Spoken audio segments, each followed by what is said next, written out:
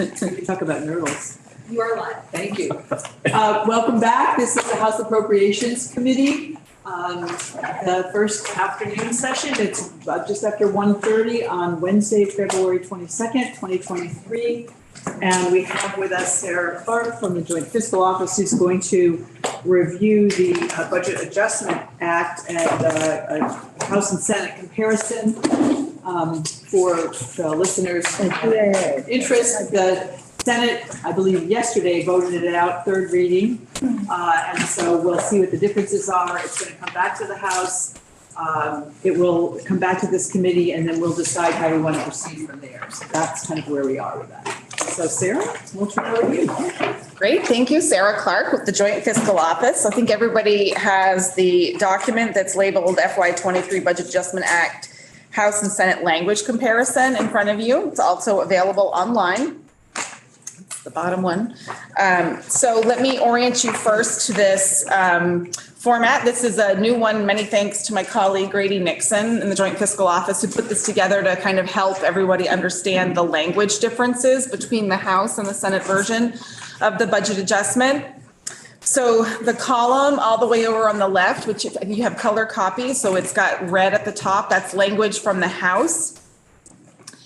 If there was no change from the governor recommend, it's going to be blank on the House side. If you made significant either technical or policy changes from what the governor had proposed, it'll be detailed in this document. The column in the middle is the Senate bill section. So obviously the bill sections, the numbers changed when it went from the House to the Senate. And so what you see with that bill section is the Senate number of the bill. And so we're going to be starting our review with section 49. And then the column all the way over on the right, the green column, is the language from the Senate.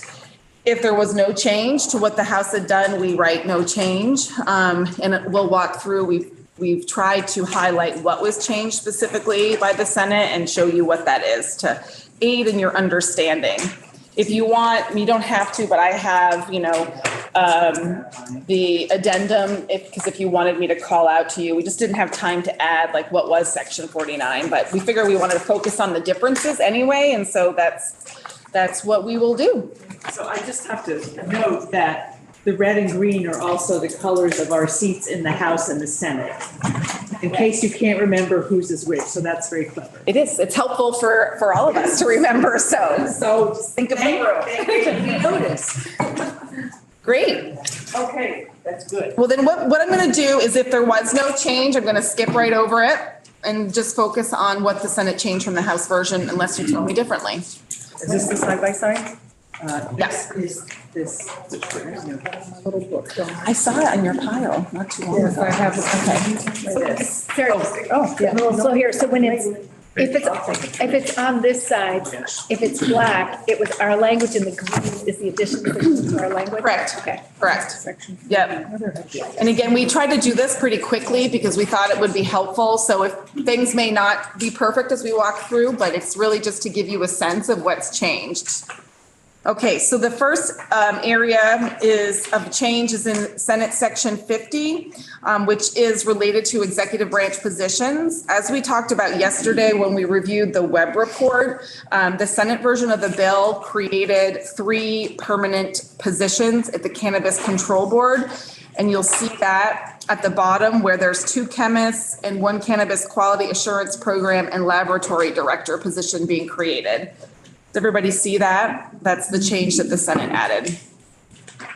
Okay, I'm going to move on to Section 53 from the Senate, which has to do with employment supports for new Americans.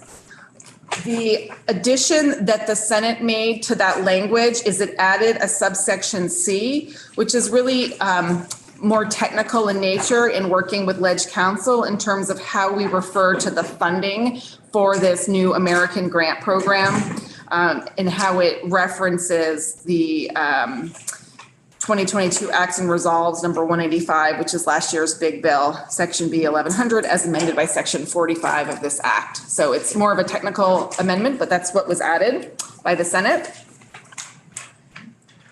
And so I'm noticing there's not page numbers on this document, so that's something that we can add in the future. So good thing there's section numbers. So, for your reference, it's when you have we use our document management system, which is that DM number at the bottom of a lot of the documents you see coming from both JFO and Ledge Council.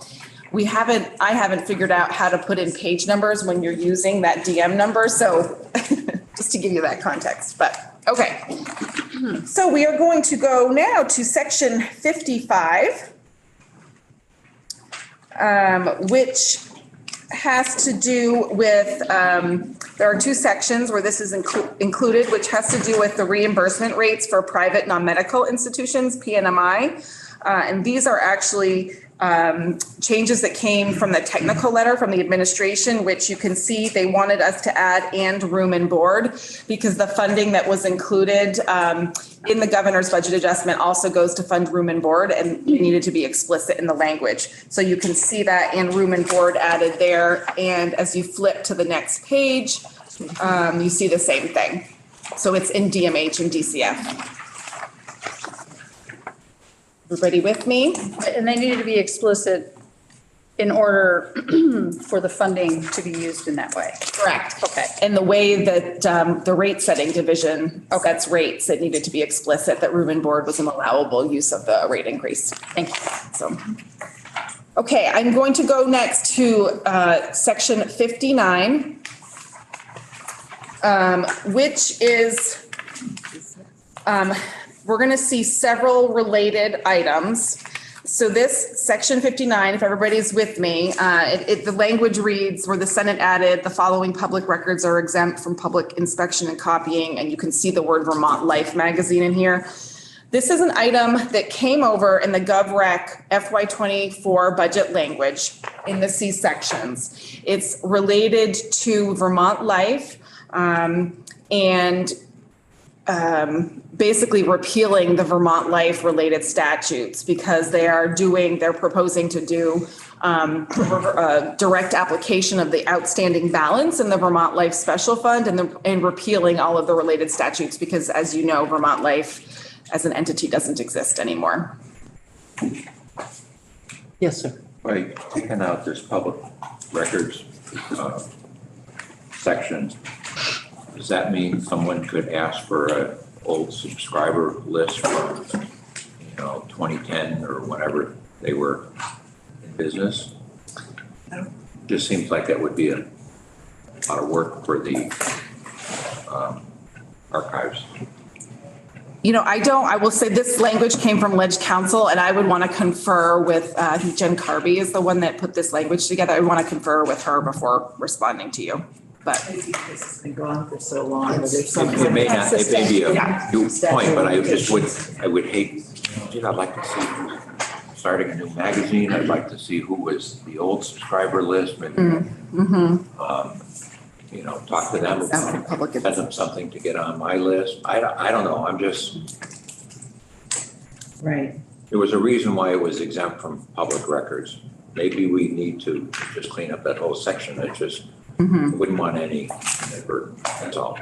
yeah, Are you going to ask or want me to ask? I can follow up with her. Okay. If that whatever is easiest for you, Representative Harrison. Because the next several sections, it's all about eliminating any reference to it Yeah. because it doesn't exist anymore. Right, but the public records thing Yeah.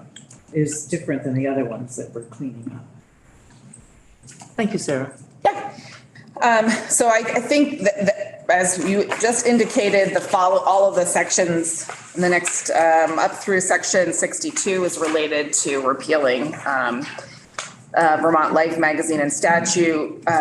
You see that in section 61 and then in 62 where they're indicating that the fund itself is closed and the residual balance shall be transferred to the general fund. So this, because it's going to, if we do it here, it doesn't, we can take it out of the 24 budget. It doesn't need to be, obviously, in both. Correct. Right, okay. Yeah. Yep. And that I think was the idea for the Senate, to the extent we could take care of those C-section items. It's Right. one less thing to do in 24. The budget will be big enough. Yep. So that's why they incorporated it. Okay. Great. So the next two items, 63 and 64, and my colleague, Chris Roop is in the room, so if I get this wrong, he's gonna pipe right up. I think the C section and the original budget adjustment inadvertently didn't include this language that you see here related to the transportation fund budget stabilization reserve, and that we needed language that excluded the reversions to the T fund from the calculation of the 5% for the budget stabilization reserve. And so that's why this language in section 63 and 64 was added, and it came over in the C sections of the Gov Rec. So it wasn't included previously, and it's important that we do it now. Correct. Chris, is there anything that you would add to that?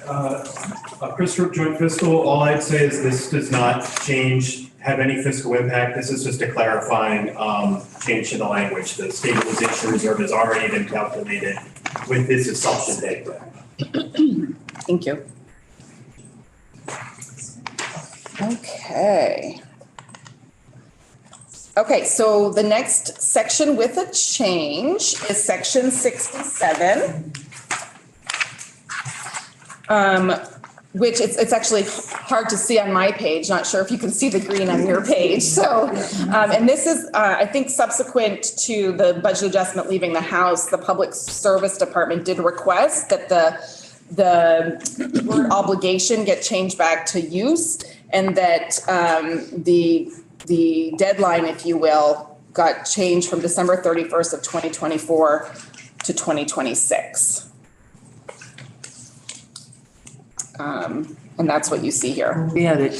You had it. Oh, there it is. Yeah. Somebody wanted us to change it Wow. to use the obligation, and now they want us to change it back to Yeah. use. Yep. Yeah, I think we had a discussion about that. And the dates changed. That's Right, by 2 ours. Yeah. Okay. The next section with the change is section 72. It's related to the one we just talked about, in that there was, I don't think you had this language.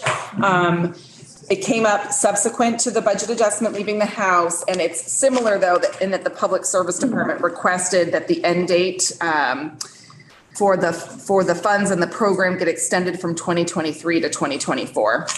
But we didn't ever have this $2 million. That's old language. That's from last. That's from Act 74 of 2021. So it's amending an old program and just extending it. Correct. I see, okay. Yeah. The last. Yep. They didn't want to make it 26, huh? Nope. Okay. So the next section is section 73, which the House, this is related to the Workforce Recruitment and Retention Incentive Grant Program.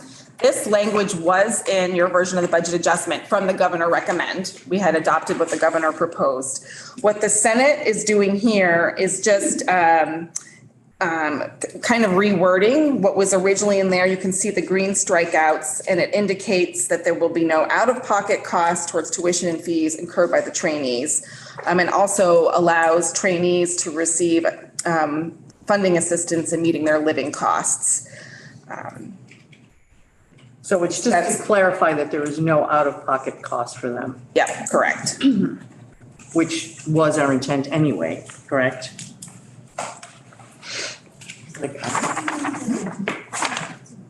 Okay. The next section with the change is section 77, which is not something that was in the House version of the bill. And really that was probably due to timing. It's something that Ledge Council had identified to JFO over the summer, in that you recall Act 178, which is related to this section here specifically is related to PCBs. And the education fund, there's a reserve. I think it's 32 million that's been set aside to help with the remediation of PCBs. And so the language that's needed here that the Senate added is to notwithstand 16 VSA section 4025D. which is Keep it going. correct, because you're using education fund to pay for PCB remediation, and so you need to notwithstand. So we're using this is like the notwithstanding for the Habitat for Humanity, 15 million. We're doing a bunch of notwithstanding to the ed fund. We had to put that language in the budget adjustment. For Habitat for Humanity? It was the VHCD, CTE's program for. Yes, that is exactly the parallel. Yes, It's the okay. same thing. Yes, correct. Yep. So, Going to encourage you to modify that slide in orientation. I mean, it should say reluctantly and notwithstanding. No, they don't control their costs anymore. putting in a plug, right? Okay, the next section with a change is section 80, which is, I think, more technical in nature. The House had this language. The Senate is striking the effective date from this section, and it's down in the bottom in the effective date. So we worked with Ledge Council to make sure the effective dates all flowed the way they should for the bill that came out of the Senate. You know, we have a little bit more time once the House passes it to kind of go back through and look at some of these more technical items. And so that's what's happening there. This was just a technical correction. Yeah. Okay, the next section, 82, is, I'd say, reworded language related to the downtown and village center tax credit program. One-time supplemental capacity. I think the Senate was trying to maybe simplify and clarify the intent of this language by rewriting it to indicate that the tax credit capacity for the program shall be increased by a cumulative total of $2.45 million. So they made some slight adjustments to this language here. But it should. This is the language that came from Ways and Means. That's what I'm So I'll writing. check with Ways and Means. Will you check? Yes, Okay, yeah. I just wrote it on my list to check with them Yeah, on, I'll make check sure and that, see. all right. Yep. Great. Okay, I'm gonna. What's the liaison, Ways and Means? Because Emily? I don't have a liaison. Okay. Section 88 is the next section that has a change in language from the House to the Senate. And this section has to do with the student loan repayment assistance. The change, and I have my papers kind of folded over like this so I can, when it crosses between two pages, because the change I want to highlight for you is on the second page related to section 88. They added, at the request of the administration, they added in subsection C at the top of that page, the master's degree. And because it mirrors the other language, and so I think they added that master's To mirror what other in language? addition to the associates and the bachelor's.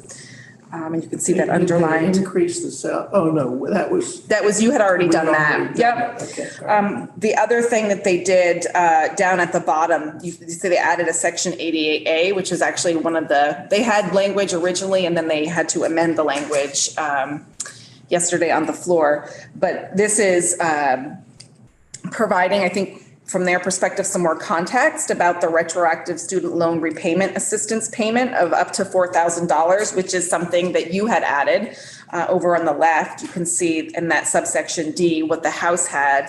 And this is what the Senate is proposing to do instead, in that they were trying to put some context in this language about how and why someone would be coming into this program and asking for that up to $4,000 retro payment. And, you know, it has to do with childcare providers that had student loan debt that may now be retired, that they could be eligible for this one-time retroactive payment of up to $4,000.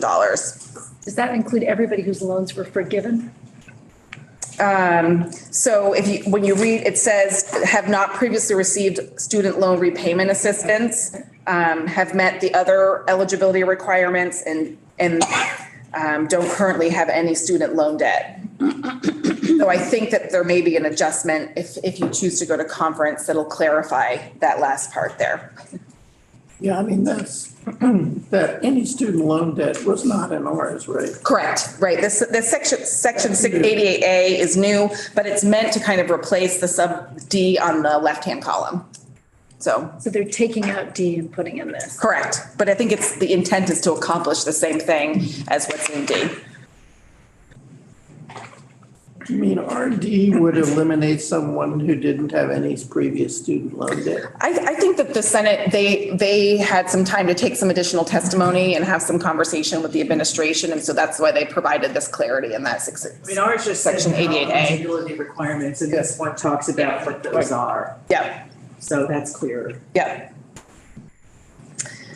Okay, so the next, section 89 is one that the Senate added. And I think this is an issue that didn't come to our attention until after the budget adjustment had left the House, in that there was this scholarships for a prospective early childhood providers program that VSAC was administering on behalf of DCF. The program was intended to be funded with Child Care Development Block Grant federal funds, which the original program also included a one-year work requirement, which made it, the federal fund source was not fitting with the requirements of the program. And so what this language is doing here is basically saying that any unspent balance in this VSAC, I'm going to use shorthand, in this VSAC-run prospective early childhood provider scholarship program, any unspent balance can be shifted to, there's two other programs that were established in, I think it was Act 45 of the 2021 session. So it's giving them the ability to shift unspent balances from this scholarship program that VSAC administers into the other programs because the fund source doesn't fit. And then there were, I think, 9 individuals that were already enrolled in the scholarship program that VSAC was running. So the part 2 of the language talks about DCF working with VSAC to help transition those existing participants and funding their transition costs from the existing allocation of ARPA Child Care Development Block Grants, making sure they're taking care of those individuals that are in the current program. And so it fixes, I guess, a program and funding challenge that arose after we had passed the budget adjustment. So. So fund up to transition costs associated. So let me see if I got this right on this one. So if there's a balance, because this is brand new to us, right?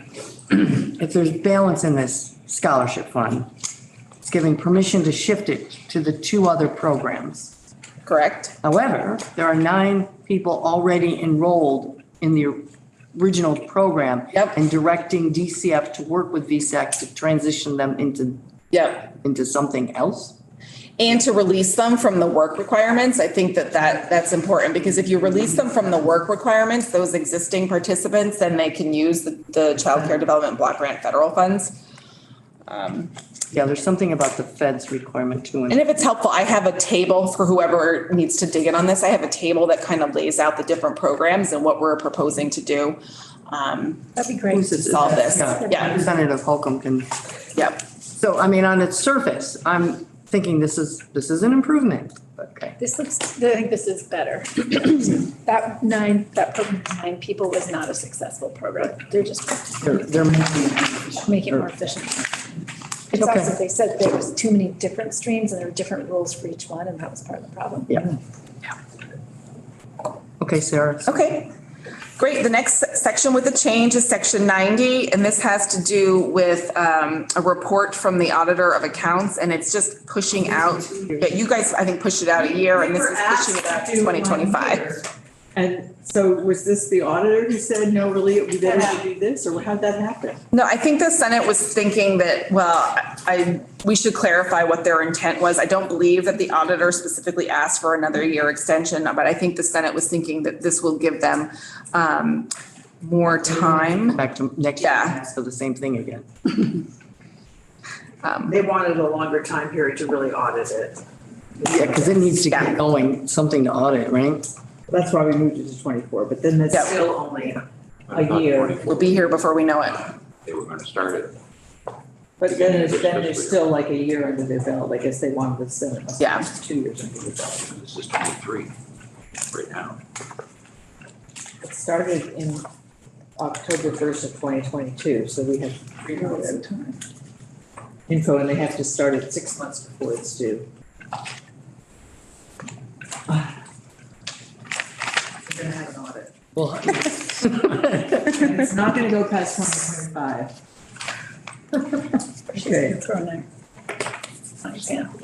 Okay. I got 2 at home, I can practice. We do too. okay. Okay.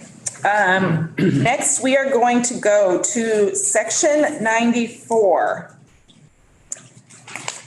And the first thing I'm going to say, so this is where it gets a little bit clunky because the House had different sections of the Senate.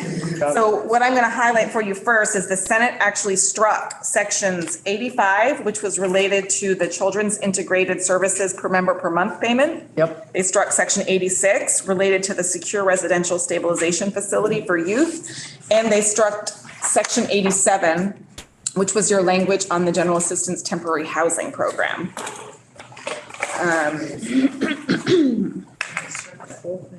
And maybe let's take that one first because they struck that whole section 87 related to housing, but they added section 94, which is legislative intent for addressing the housing shortage and ending homelessness.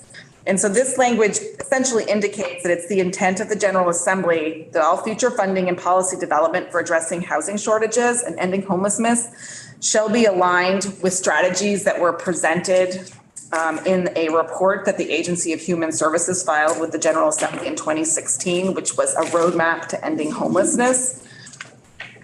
And so they're referencing that report here in this language. So that's in lieu of the study language that we put in. Correct. Interesting, okay. And so We did, talk about- wait, no, okay, I know what you're gonna say, because it's the same thing I'm gonna say, go ahead. Well, no, I mean, the world has changed since 2016. And the numbers have changed dramatically, as we've seen. The economic landscape is different, and we need a new plan. Adjusting ourselves to the 2016 plan, I just don't see how that works. Have you read that plan? Yeah, Yeah, I remember getting it, but yeah. I would like to, yeah, it would be good to. Is there a way we could get a copy of that if we wanted to print it? I bet Maria would find it for us if, thank you, ma'am. I think the one other thing I would say is that I think we were trying to be careful not to have this just be a study plan, but an action plan. Like instead of talking, it's actually what are we going to do and what's your timeline for actual implementation? Because I think we're acknowledging the concern now that we need to replace the hotel program. Not all of me. You represent, but I think it's for the families. It's not a good place for people to be. No, And right. this was We not a agree on study that. committee. It's Yeah. not a study committee. This is, Right. how are you acting? I guess the only other thing I'd add is that the Affordable Housing Coalition specifically said we have to update this because it's not something we just made up. So. What's the You intent? say this, made up being the roadmap or? Well, no, that if you look at section 87 too, it's got, the group shall make recommendations on the design and implementation of a sustainable long-term plan after fiscal year 2023. It said, I mean, that was carefully put together so that we would be post-COVID. 2016 was 4 years before COVID. Yeah, and Very different world. We've learned some things. Right. And section D, or letter D, is about action. It's not about what do you recommend, it's about what are you actually going to do. Right, that shall implement and- the identified sustainable, yeah. oh my God, I'm sorry. Just one last clarification. Go ahead. There are two asks, I think, that are on the table right now. One is that we wanted there to be a plan for general assistance, that program. That's not the roadmap, that's a wholly separate issue. And that's a strategic plan that identifies what is our end game in this and how do we get there?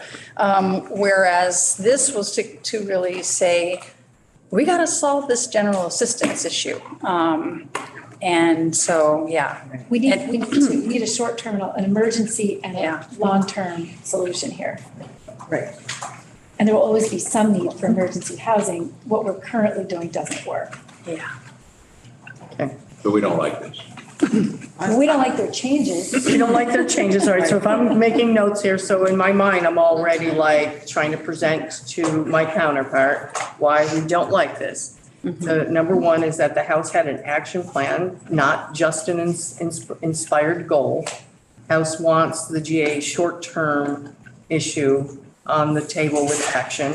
And the Housing Coalition said something to Well, they said, the Senate language? no, this was not related to this. Okay. This was in their general proposal for how to approach housing in the FY This 24 Outside of budget. the GA. Yeah, but Okay. this blueprint isn't specific. This plan that they're talking about is not specific to the GA issue. No, And so they're Right, that's conflating the two, Alright, and so they're not the that's it. same thing. Also, we had a section that required that they implement it.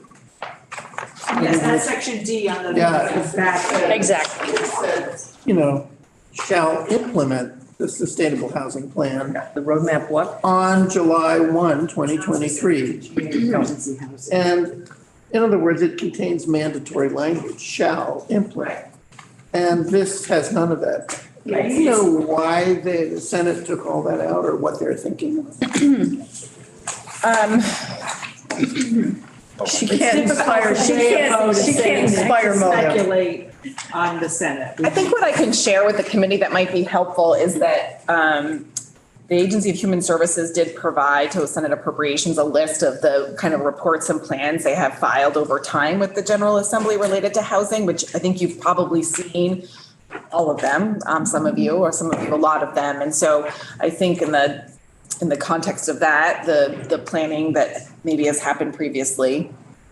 And I'll share that. I know Maria is probably looking for the specific 2016 report, but I can share. Have it.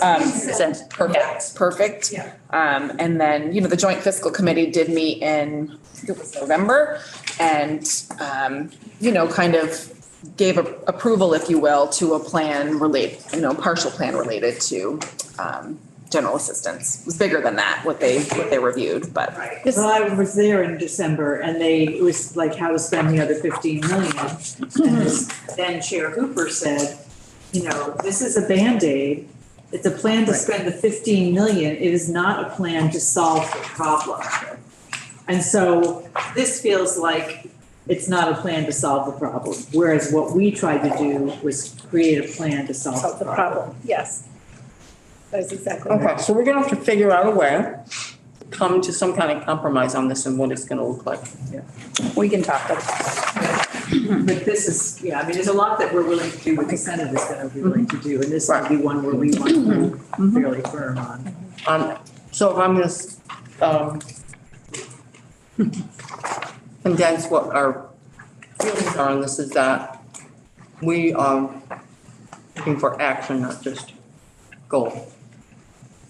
Short-term action. Short term, Yeah, we totally love, there's no rush. sorry, I just put gum in my mouth. There's no rush in their language. There's no Well, urgency. all future action, whatever the hell that means, yeah.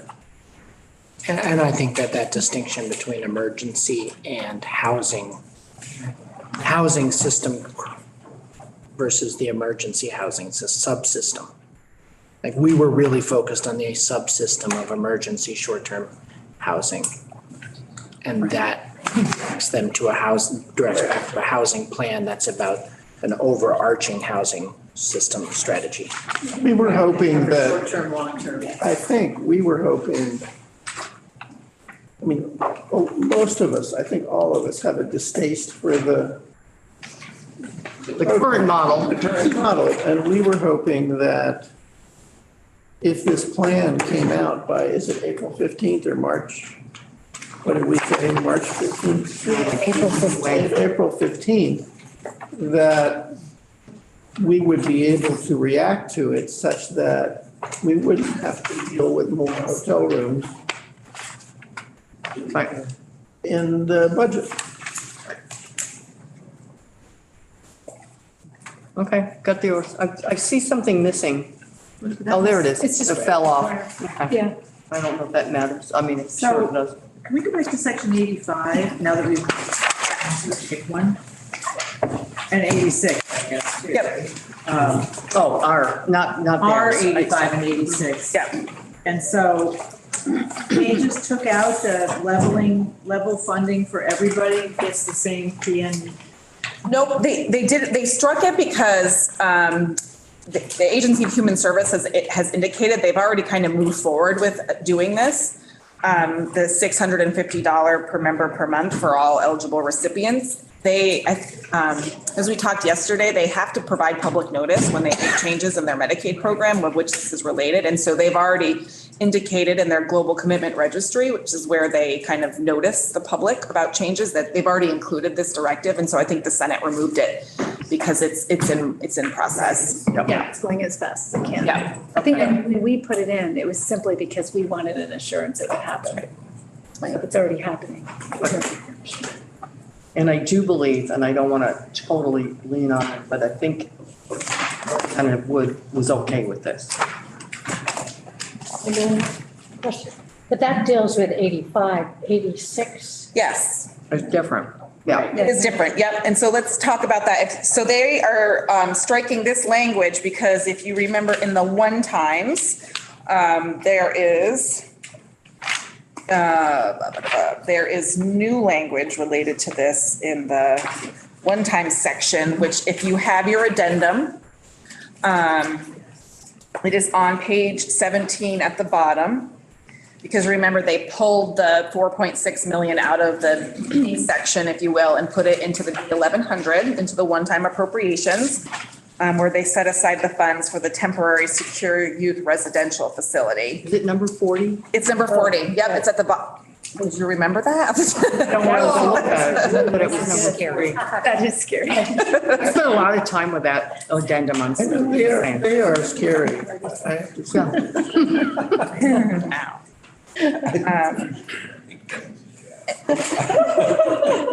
Depends on the party. I'm down with her. Good comeback. So they, where was it for us? What was our section 86? Section 86 was, it was purely established for the secured residential stabilization facility. It wasn't a one-time appropriation then in the B1100 section, so it was section 86 in the bill. And so where was the money going to come from? It was it was in DCF secure residential appropriation. Remember they had shifted, so. Remember in the. CDD? Yes. Get out of CDD. So now, does that mean they have more money in their budget? No, because we reduced that section. Okay. Yeah. They went from 8 million down to the back to the floor. Yeah, Oh. just in the one times. And the language is similar, but it's a little bit different. We were asking for a report. The Senate language is asking for an update from both, from DCF. And the update will come to us on the status of the facility, including site location, timeframe, design, and budget on or before April 15th, 2023. And that's for the secure, or is that the? Yeah, Secure, The pods. right. yes. Plaza and a little piece of the Wyndham County. That's no mention of St. Albans. No, it doesn't mention someone. And since we had March 31st, 2023. Yeah. This deadline just helps us make sure that maybe the BAA is. at least by They have time. But they could be working on it now. I mean, they are working on it. Right, we're working on it now. And may I ask what the difference between an update and a report? Oh, yeah. Yeah, Reports are very formal and have to go through an entire process. An update is And file and Clerk has libraries and all that? that there's a report. Report. Reports are very different and very formalized. Reports involve Jim. At the end of the road. much better. Updates are How's it just, going? yeah, exactly. If I can follow up, do you think an update is adequate enough for this purpose? Yeah. Okay. Given what they Just checking. put in, what the update is supposed to include. because it's got site location, timeframe, design, budget, the things you want to know. Thank you. It does take out the language that talks about the proposed timeline in which temporary facility would be operational while It does, a suitable permanent facility it does, developed and implemented. That's gone. it does. It took all That of would be important to keep in there because that's, apparently have that in the institutions committee. They have that moving along as part of what they're doing right now. So adding, So their updates, the proposed timeframe in So- which the temporary facility so we would be could just say the operational. update shall include. Just have that sentence. And that's And number 1 and 2. 1 and 2. So that whole description is under the 40, right? Yes. There's no other Yes. language. That's where the language is, yep. We could use that, We could use these two things. use one, yeah, Update shall include, right.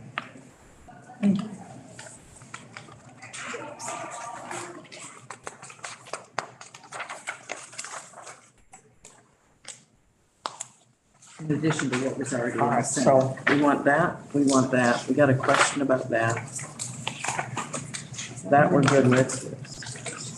Robin's checking on that.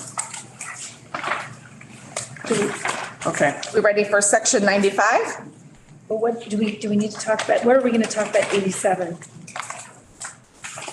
We just did. we did because like their language above right there, their 94 Oh, this is, is just the legislative intent section, got it, yes. Okay. Okay, so we're at 95. So 95, this is related to the municipal technical assistance to access state and federal funding programs. If you remember, I think this was an amendment that we added that was worked out by a group of collaborative individuals. So the Senate, it's really more of a technical fix. They're adding a subsection G on funding that's indicating where the funding for this program is coming from, and making the correct statutory reference. So they're keeping all of our Everything else is in 87 there? and adding, just adding it. Correct. That's good. Sarah, Yep. where is it being added? If you, the top, I can't, section 95 over on the right, added subsection G. Yeah, no, I understand that, but what, It's in 42 on the addendum. 130. I should follow the letter. Should be, yeah. Have to go all the way through it. C, No, added is E. Oh, let me go to the, No, it goes all the way over. the next page. No, F is on 41. F, Yeah, it's okay. and G would be here. F is midway down page 41, so G is Oh, I got it. right above Okay, so- 96. Okay, got it, thank you. got it, okay. Add here. So that's okay. Oh, because it's a bit, They're adding. okay. Funding is provided in the, That's a technical in correction. Got it. in the one-time fund. Yep. Okay. Okay, there's several pages of that. And section 96 is something that the Senate added, and you may have been aware of this at the time we passed budget adjustment. There are some technical fixes that were needed related to the pension bill that passed last session. And so that's what, starting on page 96 and for a couple of pages, that's what you see. These were drafted by Becky Wasserman in collaboration with the Treasurer's Office and with Chris Roop in the Joint Fiscal Office. And so technical fixes that are needed. Is Chris still with us? Oh, good. All right. Glad you're feeling better. Did, did government ops see this? Not aware of that. Okay. This is all on the corrections, technical. Yeah, But it's pension. technical adjustments that are needed. But it's pension, right? Yep. So I just want to check in with. Yeah.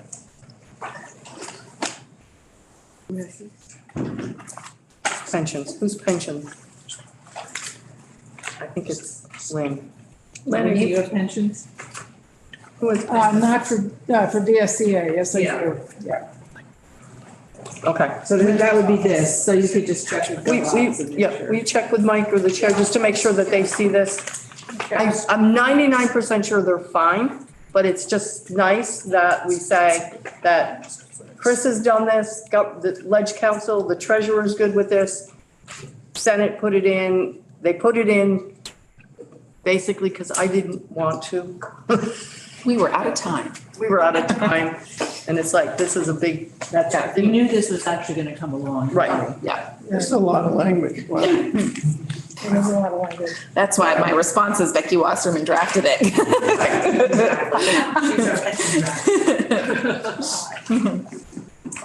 Okay. With institutions. though. Does. Yeah. Multiple areas.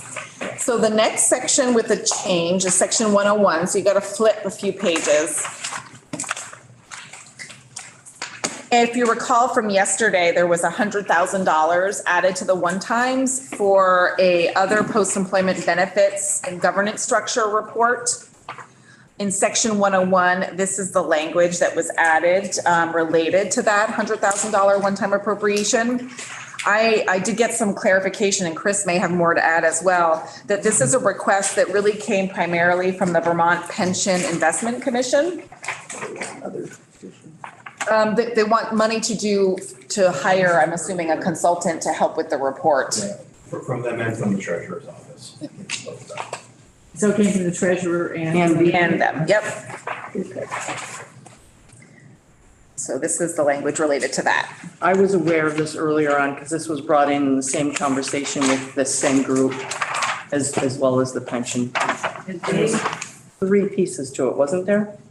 I've lost track, Madam Chair, but that sounds about right. Okay. Yeah, so, right, on this page, the first part of 101, it says the advantages and disadvantages of retaining alternative governance structures. Okay. It's all that OPEB.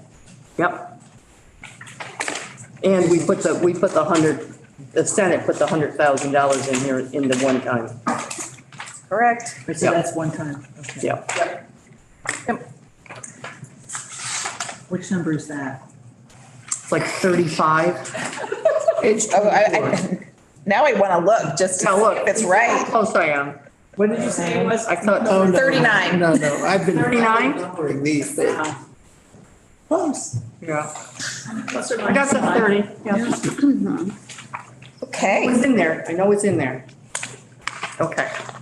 102? Do we have? Okay, so sections 102 and 103 are related. This is not something that came to you before the budget adjustment moved from the House. This was a request that came from the administration. These 2 sections, the language essentially allows the tax department to share with the Agency of Natural Resources some additional data with the goal of improving the quality of fossil fuel data to support the efforts in the Global Warming Solutions Act.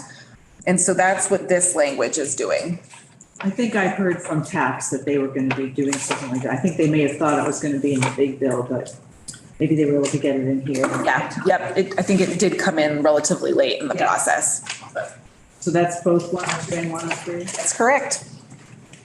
And do you have a short sentence as to, we know that this is about updating, right? Disclosures relating to the sales and use of aviation jet fuel and natural gas under chapter 233 of this bill.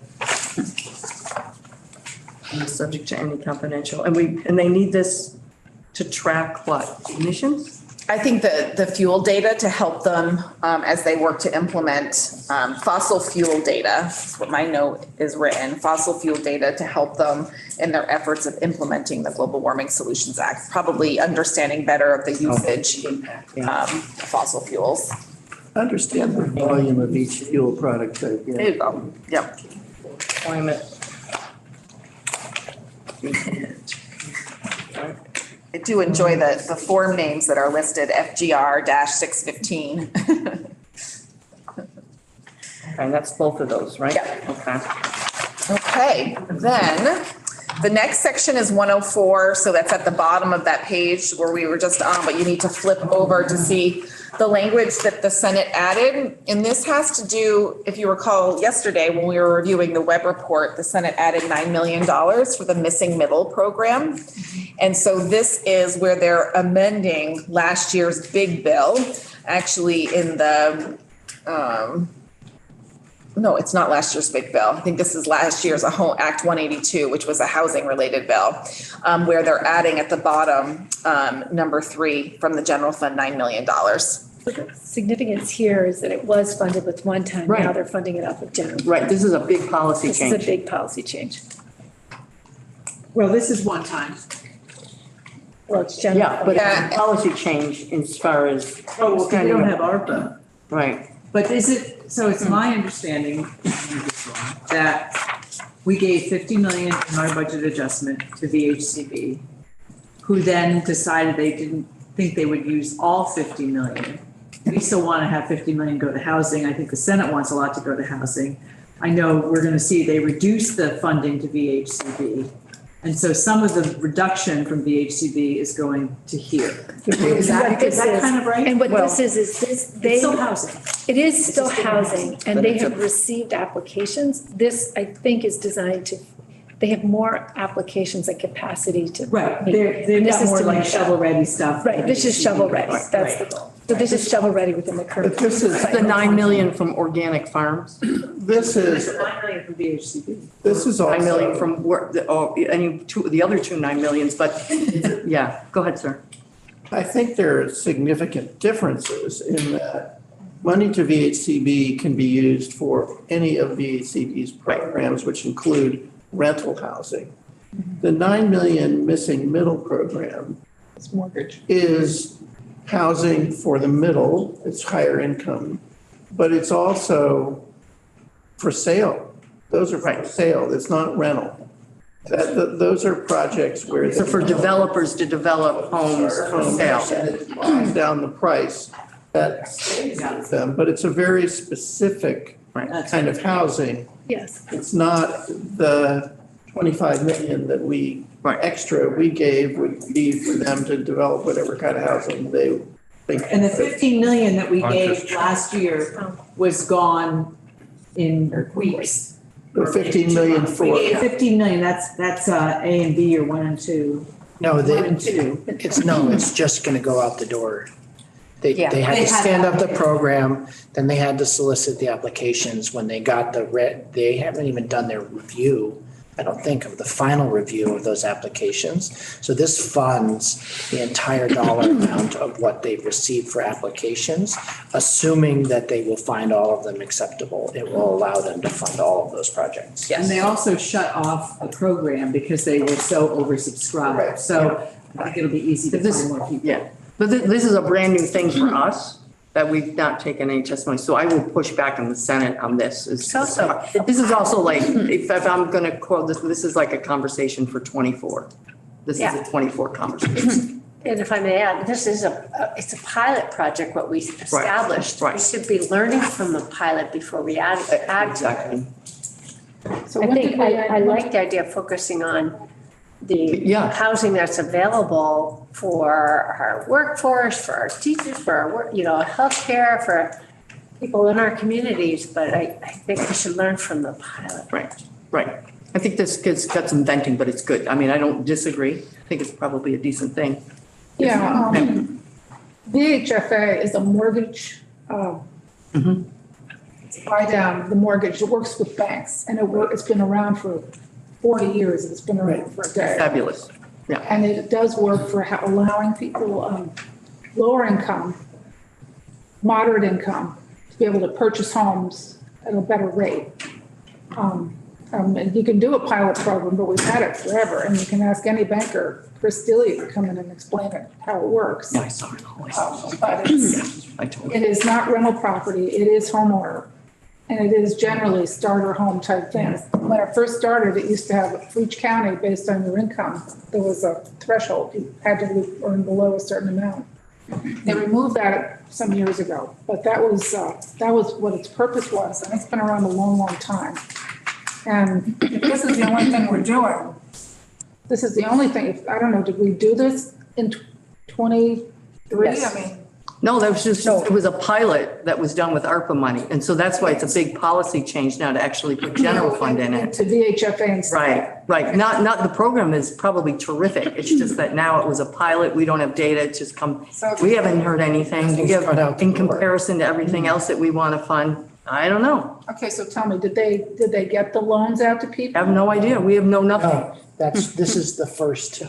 They're in the process of going through, when they got the first wave to decide, they had more applications than they had capacity. Senate has chosen the fund to allow them to, if that first round, if all of those applications are acceptable, they would fund all of them. Nobody has gotten any money yet. So when did that start? So anyway, if you want, I think if we want to explore, and there's good people that can help us to understand it, I think this would be something that I would hold for the 24 conversation in comparison to some of the other investments that are not here. It really is, I think you put your finger on it exactly. Right. In other words, I don't, at least personally, have any problem with the idea of funding this program if it works out. But I'd hate to shortchange Other things, the other programs. So I think we have to look at the whole thing. And we might, this is something the Senate put in, so we may hear from them how much they like it. Yes, Tim. I just did want to say that as part of that program, 1/3 of the units are permanently affordable. That's what we passed last year. Oh, only a third? Yeah, so Yes. 2/3 are. That was a compromise in my committee, House General, and then it's what was passed, last year. So let's just see how much the Senate really likes it. I think money bought down the price for all of them. Yeah, I didn't. Affordable at the beginning. But 1/3 are Normally do that, because I don't think VHFA does that normally. That might be something. It was an agreement with, with CHT and other housing folks that 1/3 of those units would be permanently affordable in the way that the HCB units are, Champlain Housing Trusts are. So. Okay. Yeah. Okay. Great. 105. 105. So this, if you recall, both the House and the Senate agreed on an additional $1.7 million global commitment appropriation to DEVA for Medicaid transportation.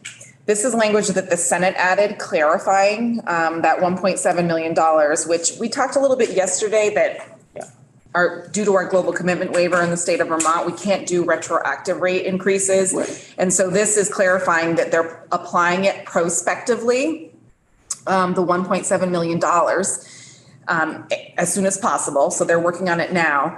And they're doing it, they have a contract, and you can see the contract reference in this language with the Vermont Public Transportation Association for these services.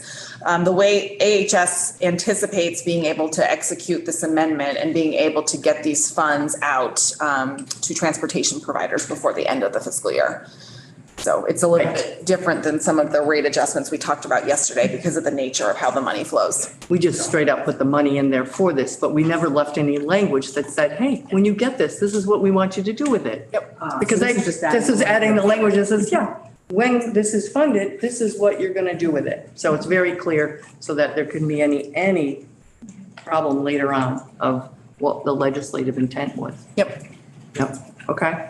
Okay, so the next 106, we talked a little bit yesterday about the out-of-state beds within the Department of Corrections, the carry forward and the Justice Reinvestment 2 funding. So parts of this were part of the C-sections from the FY24 budget, but let's maybe walk through piece by piece. And this is, I think it just gets a little complicated maybe, so it's probably one I know Representative Squirrel is following up. Yeah, Representative Squirrel is totally deeply involved in this. Is this in the 24 language as well, but different? Okay, never mind. Don't even say I said that. The answer is yes and no. Okay. The first section here, 106, is not technically in the FY24 budget. 107 and 108, that language is in fact in FY '24 budget, Okay, which that's is right. problematic, to say the least. But I think that's committees of jurisdiction need to weigh in on that. And what the Senate's done is, I don't mean to be speaking for Sarah here, what the Senate's done is they pulled the stuff, those two language pieces from the FY '20 section, and pulled them into the PAA without any conversation, discussion amongst the policy committees, which totally are going to be opposed to this. Yes, Jim? Does it need to be in the PAA? What? Does it need to be in, I mean, what's the timeliness of it? Well, and there's another issue here. What DOC is trying to do, what the administration is trying to do is take the Justice Reinvestment 2 money without going back, explaining all of that. That's supposed to be cumulative. So each year we get out-of-state bed savings, we add it to a line item, and it's supposed to be base funding so that it continues. I think some of the language is problematic. It says you must do next year what you did this year. I think there needs to be more flexibility in language. I agree with that. But it was always intended by the legislature or members of the legislature that this is supposed to be base funding. They're taking it back. And if you look at the FY '24 budget, they've totally eliminated all of the out-of-bed savings that have accumulated over the last 3 years from that line item, which is almost $3 million. Can you just repeat that? Okay. line? You say that, yeah? Could you say that again? That last part. Yeah, that last part. The money that we've accumulated, Yes. that's supposed to go to justice reinvestment. In other words, each year we're adding money to the base. This last year, the out-of-bed savings from FY '22 was $1.9 million. And so they're wanting to treat that as one-time money, Yeah. okay? And the allocations that they speak to here in this first section, which is what, 106? Just for reference, BOC finds out what their out-of-bed savings is at the end of the fiscal year, which is FY '22, which was 1.9 million. They're supposed to send a recommendation, or at least the amount of money available, to the Justice Oversight Committee, which I'm a member of. And then people, BOC or anybody else can say, well, we're interested, okay? And make a recommendation to the committee. We have that conversation. We had two requests, one from DOC and one from, the first two ones here, right? And the Justice Oversight Committee signed off on it. Said, fine, like that. But we'll take the 1.3 left over and leave it for committees of jurisdiction to make a decision about how to use the rest. And memos were sent to House and Senate Appropriations, House and Senate District, House Corrections and Institutions. I don't think I'm missing anybody. I think that's, all of them got that letter, the memo of Justice Oversight, that this is what we did. And we're expecting you to weigh in on this. So the insertion of these numbers and this language is contrary to everything we've been doing with Justice Reinvestment. So is that in 107 and 108, or is it also in 106? Well, 106, they're appropriating money for that $1.3 million. That hasn't And no one's weighed in on Nobody's it. done it, okay, so that's the problem with 106, okay. That's D and E. Yeah, DNA. I mean, I don't disagree with money going to community justice centers. I mean, but it hasn't been vetted. No one's had that conversation. Is Representative Squirrel, is that only the subsection E, or were the B and the C and the D, were those approved by No, the, just B and C. just B and C? That was my point. Okay, There's 1.3 million left over. Okay. And that's what's in the letter that Ben wrote, who's supporting our committee, to these committees of jurisdiction. So my recommendation is that all should come out and be an FY '24 discussion for all the relevant parties. Quite frankly. I don't think Trevor likes this section. I don't think you like that. Sorry. So, You get worked up. I know, that's, as you were talking, I was trying to make a list of. Easy. We're going to call you Sherlock now. Your powers of deduction are extraordinary. So 107, it's more than that. So It's part of 106, right? It's not all of 106. It's D and E of 106 are problematic. Well, it's actually 106, not 106A, right? Just 106. Yeah. 106, yeah. And then 107 and 108. Okay, so 106 part, we'll clarify, and then 107 and 108. All right, and then, and then. Oh, we're missing 107 and 108. 108, and then 110 is the effective date. So if I've got this narrowed down from the language pieces, let me see if I've got this right, because section 59, Sarah's going to check with Jen Carvey on the clarification. Section 82, Robin's going to check with Ways and Means to make sure that they've seen that downtown construct that the Senate came. Section 94, emergency housing, oh my goodness, we have a different opinion on that. Section 96 is ask government, just check in with government ops and the pension. We just feel like everybody else is good. Section 104, the missing middle 9 million. And sections 106, 107, and 108 of justice reinvestment. Please pause that for later discussion. Where was the? Put it with 109. You good with, wait, what is the effective date? 110 is the effective Oh, date. 109 is no change. Positive for- Yeah. Well, I'm going to assume that we're good with the rest of it. And then in the web report, 1100. You like to divide the question, Jim? So This is Divided question. it's not those numbers.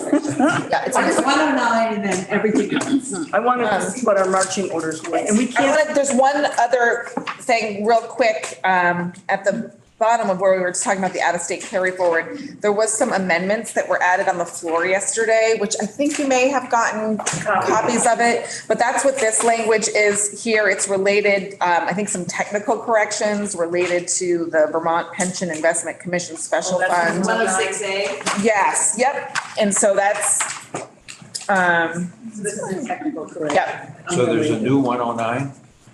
No, it's 106A. oh, it's technical correction and Unrelated to the things we just talked about. and B. It refers back to the thing that has to do with thing. Yep. So that's really weird that we're in the middle of this justice reinvestment and they stick this in here and then we go back to justice reinvestment. I was having those thoughts right here in front of you as well. So that's what I was like, wait, where's 107? And now I see it. So I was having those thoughts. So I'm The gonna, order seems kind of weird. yeah, I'm gonna take it back and consult with my colleagues. That's Well, they the have- other technical correction that we They put 106, they did have it in we here. didn't see it nothing to do with. And Trevor, you don't have to make that. You're okay with the 106A? It's not my area. That's not even. Okay, Oh. 106A. Oh, my Those things are God. pensions. They Yeah. It was stuck in Yes, the. the regular 106. And B? Yeah, Is there. Yeah. And 106A is separate. yeah, Okay. 106A and B are. Our pension. yeah. Okay, so 106A and 106B Yeah. are brand new and they're. 7 and 106. Yeah, they passed, and I believe those came to light from the treasurer's office and finance and management and are more like technical adjustments that were needed. Right. They put it in the middle of Fifth Amendment. Yeah, Fourth and. yep. And then whatever you see, there's 107 and 108 that you were talking about. Yeah. And then the last section with changes is that 110, the effective dates, Right. right? And that's, yeah, just a cleanup process, so. So we've got 15 minutes to our next person. I want to give us a break here. So if I'm reading the room right, those are the things that we've got on the list. Feedback will come in the next day.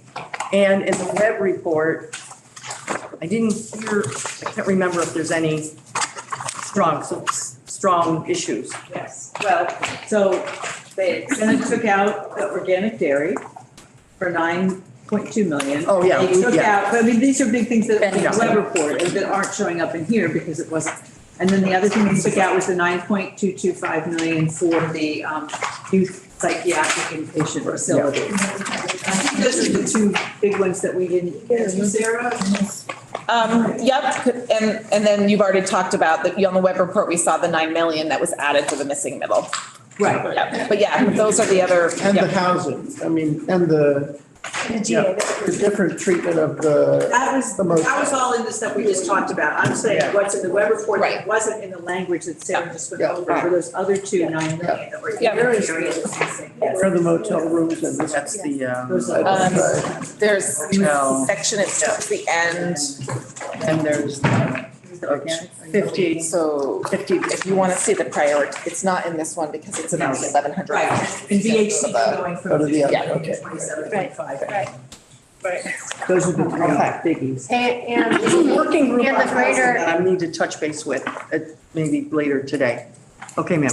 and the greater flexibility for the broadband funding. 30 Yeah. Oh, yep.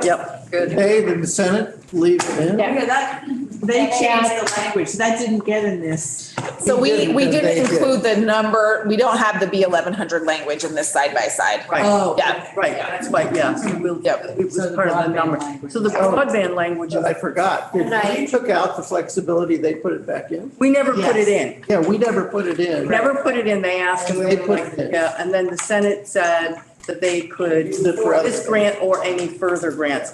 But I think what we have to keep our eye on when we got to that point is that they're supposed to know in March or April, you know, because reality is it's probably later than. It is, they just filed a letter with us saying it's gonna be a little later and justifying why they need the flexibility. Right. So before we leave town, we're gonna know whether or not that 30 million is required for that grant. Or on April 20th, they get denied, and then we can make choices. We can leave it with them, which is not a bad thing, but I'd really like to see their plan for what What they're gonna if it's use. denied, what other grants are you applying They for? sent us a letter They that did send us a letter. outlined that. Okay. And I- Anyway, just keep an eye on that, because that, Email the letter. when we get down to the last days. It was this morning. Real good. But the way that the language reads now in budget adjustment in the one-time section, it does give the public service department the ability to leverage federal dollars beyond the NTIA broadband grant. So Right, and they don't have a time frame. No. So I just want to keep an eye on that. It's all good if we can turn that into reality on the ground. Okay, that's my marching orders. We couldn't vote on it because we don't have it because the Senate's sending it over today. So it'll get sent to us today at 3:00 or on the floor. So tomorrow, They won't- they Don't we won't have get to, it. we have to request for it. We have to request it. No, you don't- right, you don't well, we have to actually get it to the House. We don't, I mean, it comes to the House. Today, so tomorrow we're gonna request it. So tomorrow we You have can. to.